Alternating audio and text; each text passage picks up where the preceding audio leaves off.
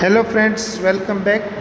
Now in this lecture we will discuss the empirical formula for mode. Now what is empirical formula? પહેલા એ સમજી લો. We have observed that mode is not well defined in many cases. The noted statistician Carl Pearson, okay, નામ બી તમે યાદ રાખજો.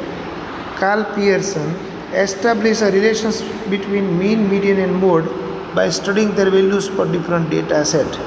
He has observed that for the data are not evenly distributed around average, difference between mean and mode is approximately 3 times the difference between mean and median. આવું એણે research કર્યું અને એની ઉપરથી એણે એક ફોર્મ્યુલા સેટ કરી કે તમારી પાસે x bar, okay, x bar અને મીડિયન આ બે વેલ્યુઝ જો અવેલેબલ હોય તો એનો યુઝ કરીને તમે ડાયરેક્ટલી મોડ કેલ્ક્યુલેટ કરી શકો.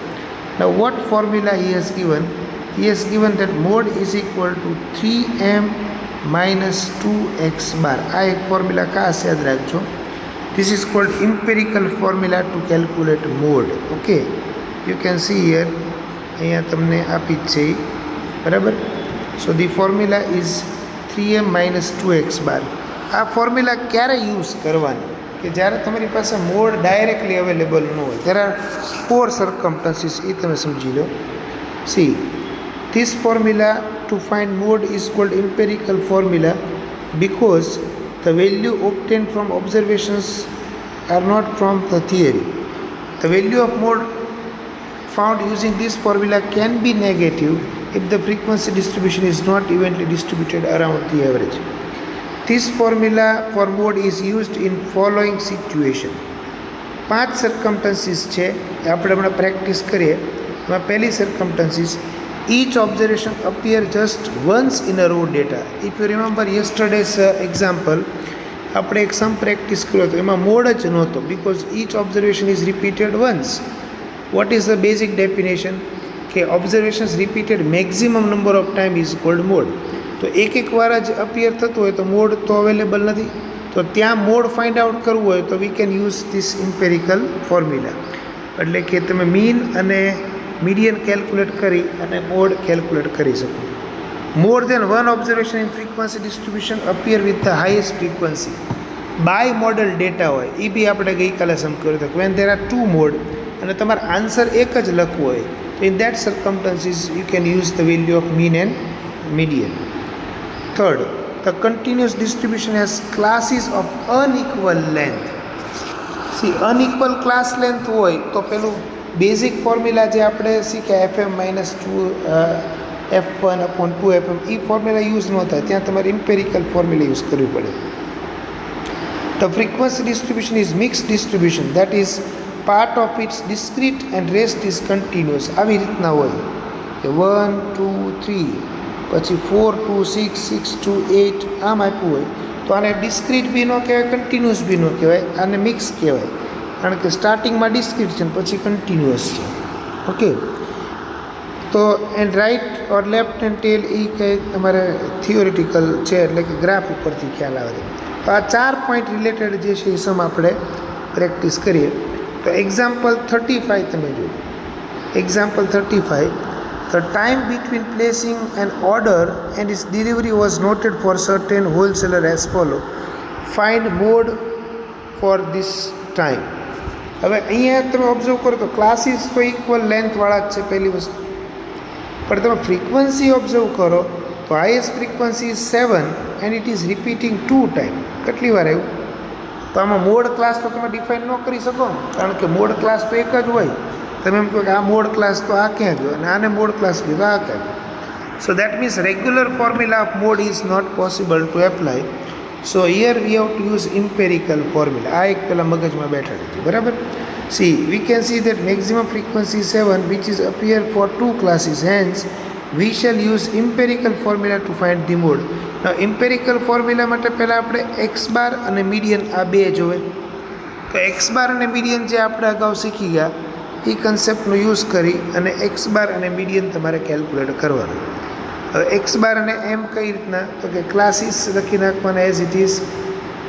Frequency mid value find out કરો, ડીઆઈ ફાઇન્ડ આઉટ કરો બરાબર છે.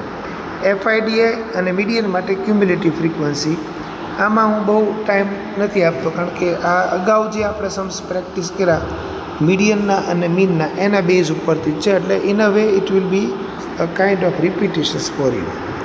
ઓકે, પછી મીનની ફોર્મ્યુલા યુઝ કરી x bar is equal to A plus sigma f i d upon n into c. મીનનો આન્સર તમને મળી ગયો. પછી મીડિયન માટે n/2 ઓબ્ઝર્વેશન્સ કરી અને મીડિયન ક્લાસ ઓપ્ટેન કર્યો વિચ ઇઝ 35 to 40. એની ઉપરથી મીડિયનની વેલ્યુઝ જે છે એની ફોર્મ્યુલા યુઝ કરી અને ફાઇન્ડ આઉટ કરી વિચ ઇઝ 38.5. બરાબર.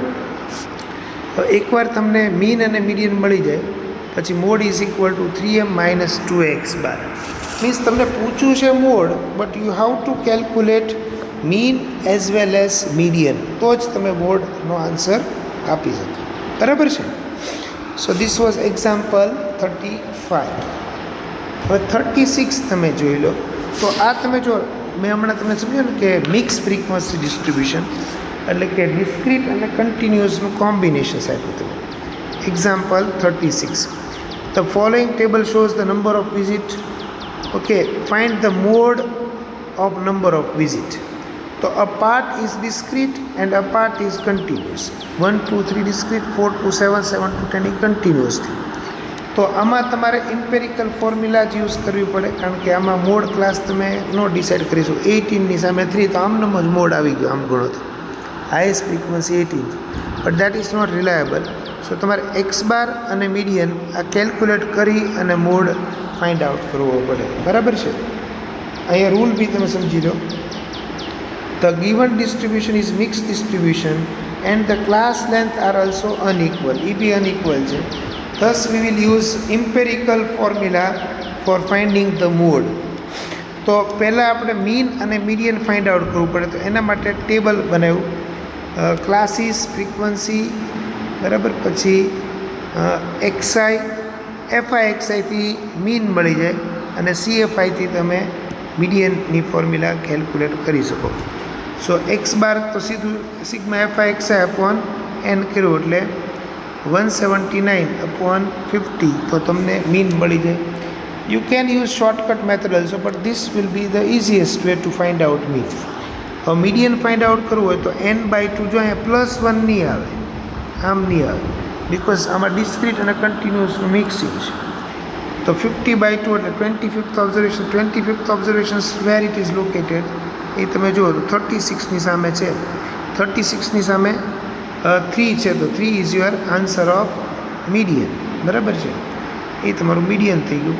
એકવાર મીન અને મીડિયન બેની વેલ્યુઝ આપણી પાસે અવેલેબલ છે, then we can use the empirical formula, that is 3m minus 2x bar. So practice this both sum properly. Okay. Now graphical method of calculating mode એ અત્યારે હું skip કરાવું છું. Don't expect even in the unit test, કારણ કે એના માટે તમને graph ને એવું આપવું પડે.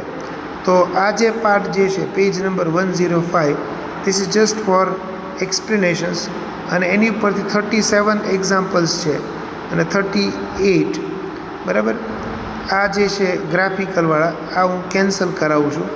Even in exam also you don't expect this graphical sum. So 3.5 you will practice properly. એની અંદર બધા મોડના સમ છે, અનગ્રુપ, ડિસ્ક્રીટ, પછી કન્ટિન્યુઅસ ને ઇમ્પેરિકલ બધી ટાઈપના ઓપ્શન્સ આની અંદર આવી જાય છે. બરાબર છે. So this is the end of our chapter. 1-2 objective questions છે. If you have little confidence at your own તો તમારી જાતે કરજો, અધરવાઇઝ મેઇન સમને જ ટાર્ગેટમાં આપણે રાખીને આ ચેપ્ટર પૂરું કર્યું છે. બરાબર. At the end of chapter general comparisons of mean median mode is given. This is for your extra understanding, comparative study. Summary તમને આપી છે, ફોર્મ્યુલાઝનું લિસ્ટ આપ્યું છે. બરાબર. ટેક્સ્ટ બુકની અંદર, અને પછી MCQs ને પછી એક્સરસાઇઝના સમ છે. So practice this chapter properly and you have to expect this chapter in the 3rd unit test of statistics. Okay. Next લેક્ચરથી આપણે 2nd ચેપ્ટર જે છે સ્ટાર્ટ કરશું. Thank you.